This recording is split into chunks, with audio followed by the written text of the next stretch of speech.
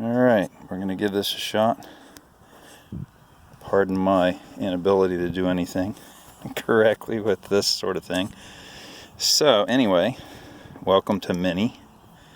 First thing we're looking at is the KG Works special order instrument panel there, wood grain finish, and then it's got AWD needle caps on it.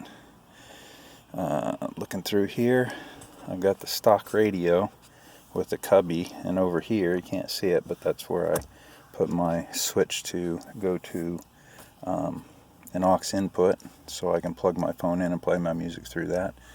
I've got a set of rev limiter gauge rings, the matte finish.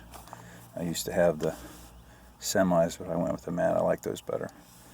And let's see, there are my power gauges, my AFR gauge and my boost gauge.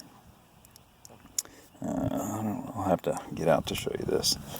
I've got IO Motorsports pedals there, and then there's my footwell lighting that I have to fiddle with and get them to working better. In the doors I have a set of Clearwater speakers.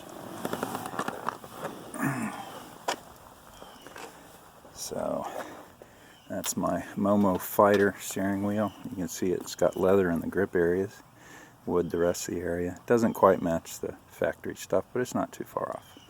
That's a rev limiter horn button in the middle. It's another rev limiter goodie. He memorialized her name forever.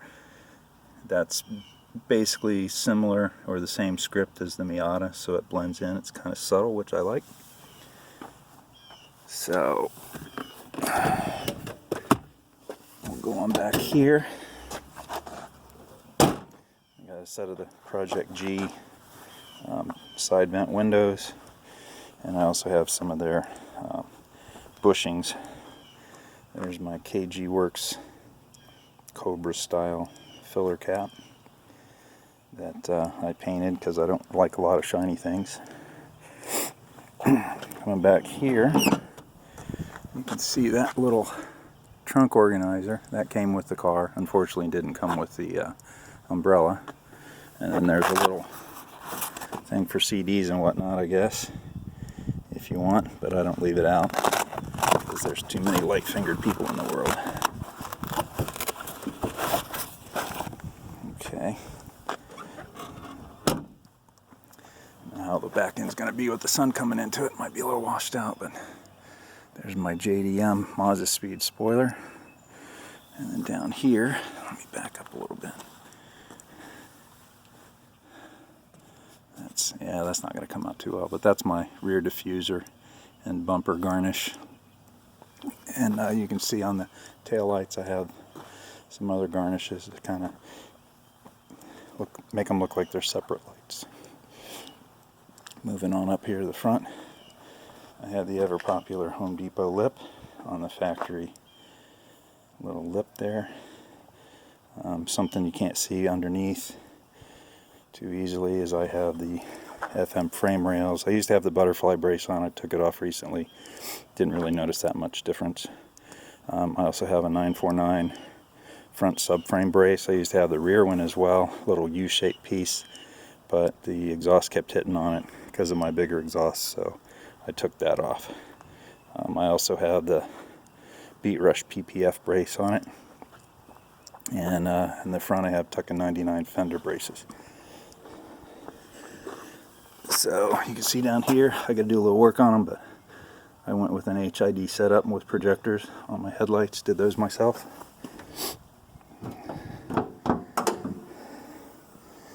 And here's the money shot, which I've posted a few times. So stock engine, bottom end and everything, stock 6-speed transmission and rear end. This is a MP62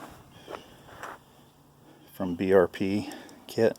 I had some issues with it. I had to play with it, fiddle with it, shim the charger several different times to get it so that the belt would stay on where it's supposed to, but it's working really well now. Recently I swapped to the bigger sport brakes, including the master cylinder, I located the proportioning valve so that it was the same as the 99 and 2000s off to the side, because that allows me to run the hose for the supercharger underneath, keep things tucked out of the way. So the setback here is for the intercooler. That's a Koyo 37 millimeter radiator. Doesn't do, I don't have any problems with it using that size. I got a couple of Spall fans on there with a Mishimoto shroud that I got off of somebody that he wasn't using.